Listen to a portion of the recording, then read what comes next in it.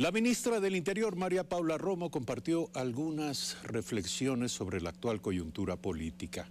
A través de su cuenta de Twitter se refirió al concurso para nuevo fiscal general, el pedido de sanción a la presidenta de la Asamblea Nacional y la presunta desestabilización en contra del gobierno.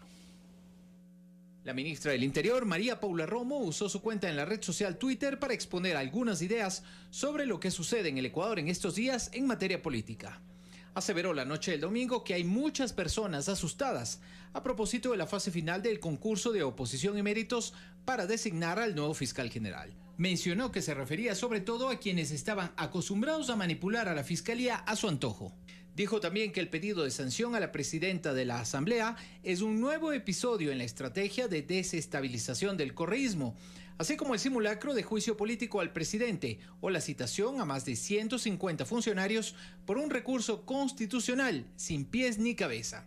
Romo afirmó que las denuncias carecen de fundamento y no llegarán lejos, y que son parte de una narrativa de desestabilización. Finalmente mencionó que nuevos actores políticos se incorporan al debate luego de las elecciones del pasado 24 de marzo, y que el presidente Moreno invitó a todos al diálogo.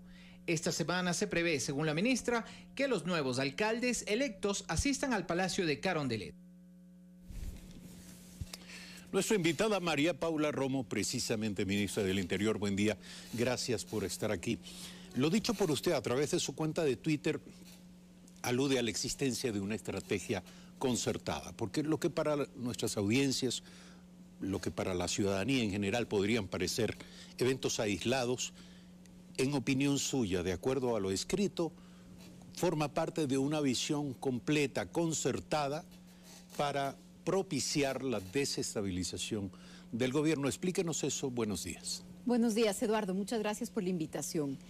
Creo que hay una cosa que es el marco general de lo que estamos hablando, es que el correísmo, los correístas, si algo no se puede negar, es que han sido unos genios de la simulación. Nos decían, aquí hay una refinería, y ahí no había una refinería. Nos decían el jaguar latinoamericano y resultaba que le debían a todo el mundo. Eso es lo que pasaba con la economía. Era una economía en donde los problemas se habían ocultado. Y así podríamos hacer una larga lista de una forma de exponer la política en donde lo que importaba era la apariencia, la propaganda. En el fondo nos hemos dado cuenta qué había detrás de la propaganda. Esto es lo que siguen repitiendo en estos momentos que están en la oposición y que son de manera declarada la oposición más importante al gobierno. Yo incluiría la oposición al país, porque incluso ponen en juego temas que son vitales para el país, no solamente para el presidente o para el gobierno. En ese marco, lo que han hecho los últimos días tiene ese punto común. ¿Qué hicieron? El expresidente Correa pone realmente mensajes que, si uno piensa en una democracia, en una república normal, es increíble que un expresidente de la república esté pronosticando la salida del presidente en funciones, hablando de problemas de salud mientras el presidente Moreno recorre las zonas inundadas, está en todos los rincones del país, el gobierno entero está trabajando. ¿Cuál es la simulación que montan? La simulación de una crisis, y para eso abusan de algunos recursos. Ejemplo, el recurso constitucional que hace algunos días interpusieron en contra de 153 funcionarios, demandaron a toda la Asamblea Nacional, a todo el Consejo de Participación Ciudadana, superintendentes, algunos ministros, el presidente de la República. ¿Qué es lo que hacen? Con mucha sagacidad, porque creo que hay que distinguir las cualidades, no sé si llamarle a eso inteligencia, pero con mucha sagacidad, lo que hacen es convocar un recurso en donde la jueza tiene que notificar y pronunciarse en audiencia. Entonces, dan la idea, simulan que todo el Estado está demandado, que todo el Estado está enjuiciado, que todo el Estado está bajo vigilancia. ¿Qué dice la jueza? Precisamente el día de ayer, porque además todo se concentra en estos días. ¿Qué dice la jueza el día de ayer? La demanda es improcedente. Lo que ustedes pretenden presentar como pruebas está manipulado y es obtenido ilegalmente. Es el resultado de espionaje, de escuchas, de manipulaciones. Entonces se desecha la demanda. ¿Cuál es el nerviosismo en el fondo? Pero yo le quiero preguntar, ¿cuál es el objetivo cierto? Y cuál es, además, digamos, no creo, esto parece, como usted dice, digamos, un recurso válido en un momento para generar inquietud, pero de muy poco resultado en términos prácticos. Yo le pregunto, ¿qué hay respecto de una situación de inestabilidad política que de alguna manera es congruente con estas advertencias del expresidente Rafael Correa? Sí, con el paso de los días y la actuación correcta de los distintos involucrados, el tiempo nos da la razón. Las denuncias, entre comillas, se caen porque no tienen pies ni cabeza. Los procesos de investigación, otra vez entre comillas, se caen porque son simulaciones, porque son pura apariencia. Pero en el transcurrir de los días, ¿qué es lo que logran? Lo que logran es distraer a la ciudadanía, a las autoridades, a los jueces y a los fiscales. Yo lo comentaba también el día de ayer. La audiencia, este simulacro de denuncia a todo el Estado, duró 5 horas o un poco más.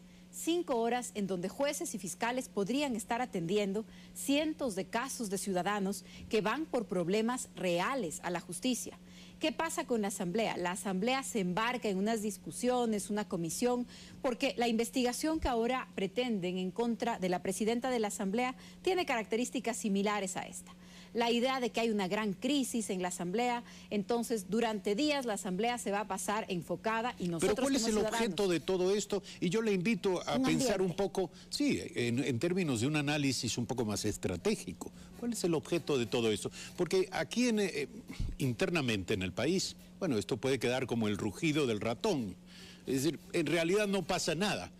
Pero en términos de la imagen internacional del país, podría lucir como que el gobierno del presidente Lenín Moreno está al borde de caer. Yo creo que no, yo creo que todo lo contrario. En términos de la comunidad internacional hay un gran aprecio por el presidente Moreno, por el gobierno. Tenemos el año con la más alta inversión extranjera directa en el Ecuador. Tenemos una serie de reconocimientos a lo que ha sucedido en el país, a la opción democrática que ha tomado el Ecuador. El presidente Moreno creo que es un referente de demócrata, de una persona que se ha jugado por la institucionalización, por la lucha en contra de la corrupción. Y cuando miramos quiénes son los corifeos de esta estrategia de desestabilización, resulta que son los mismos financistas del Instituto de Pensamiento Eloy Alfaro. Es decir, hay también, por supuesto, en la geopolítica una serie de aliados que tiene el correísmo que resulta que no solamente que investigan a su favor, que ponen comunicaciones o crean una noticia a su favor, sino que además los estaban financiando. El Instituto de Pensamiento Económico, el expresidente Correa, recibiendo $90.000 por servicios profesionales del gobierno de Maduro, recibiendo pagos de un canal público ruso.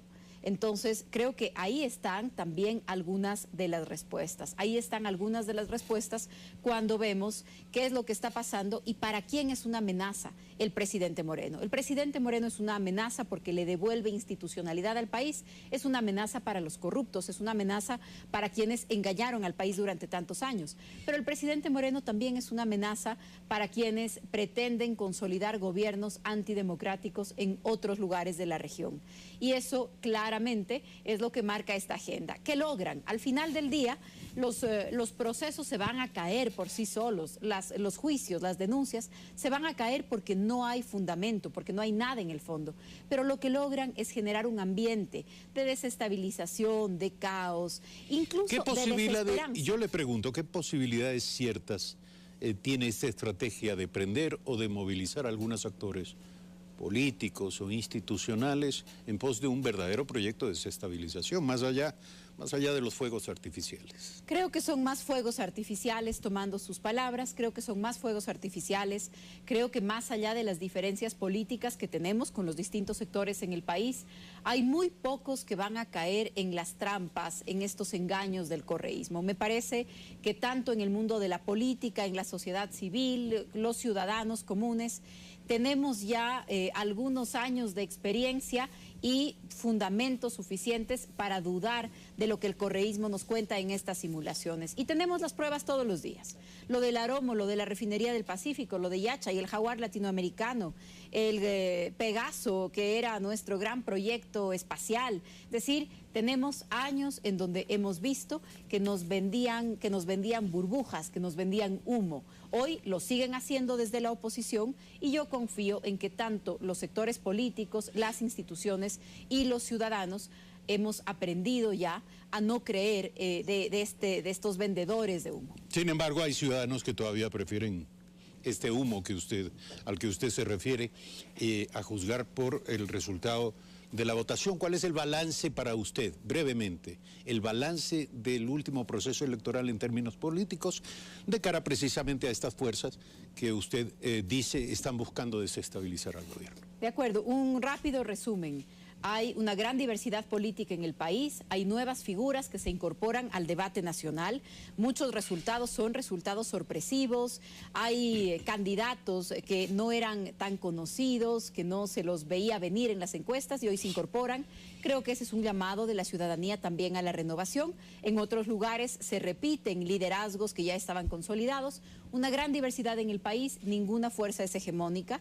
Es un país conformado por 8, 9 fuerzas nacionales, ninguna hegemónica, por muchos movimientos locales que logran posicionarse. Y creo que también es un país en donde se ha recuperado la posibilidad de que esa diversidad se exprese sin represalias. Este jueves el presidente Moreno se va a reunir con los alcaldes electos, a quienes ha invitado precisamente en esa misma línea. El proceso electoral tiene un plazo, tiene un tiempo, y cuando ese proceso electoral se termina, el gobierno es de todos, el gobierno trabaja para todos, y el objetivo último son los ciudadanos, no nuestras disputas políticas. Creo que este resultado de las elecciones seccionales es tomado así por el gobierno. Un último tema necesario, indispensable, habría que decirlo. Como dijimos al inicio, donde unos veían una refinería, otros ven un aeropuerto. Y nos referimos a esta avioneta del narcotráfico, cuyos ocupantes protagonizaron un enfrentamiento con la policía. Esto fue hace muy pocas horas. Un operativo que incluyó un enfrentamiento armado esta madrugada. La Policía Nacional en el sector del Aromo, provincia de Manabí, justamente en el terreno destinado a aquella refinería del Pacífico. Pese a la detención de 8 personas, no se pudo evitar la fuga de la aeronave. Cuéntenos por qué. No disponemos de mecanismos. Además, ahí vemos en la fotografía, entiendo que 2 policías también implicados en esto fueron detenidos. ¿Qué se sabe respecto de la complicidad de miembros de la Policía Nacional? Es la pregunta. Y luego, no tenemos los mecanismos que nos permitan, digamos, no impedir el despegue. Digamos que la avioneta pudo despegar, pero mecanismos que nos persigan, que nos permitan una persecución en el aire y el derribamiento de la avioneta.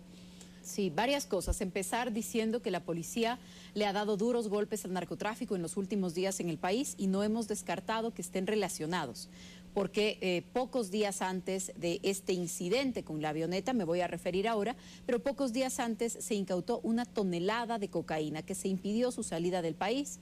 Todavía se está investigando si estos casos están relacionados. Así como hemos tenido algunas ocasiones en donde una avioneta, una aeronave se descubre porque tiene un accidente, porque hay un siniestro, este no es un caso similar. En este caso, las investigaciones de la policía son las que permiten conocer que había una iniciativa, que había una operación de esta naturaleza.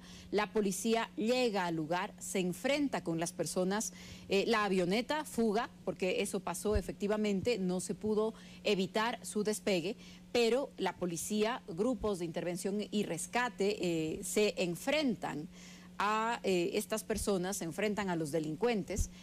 Hay un cruce de balas y se logra la detención de 8 ciudadanos, la aprehensión de 5 vehículos de alta gama y cientos de miles de dólares que también fueron aprehendidos, que también fueron recuperados el día de ayer en el operativo.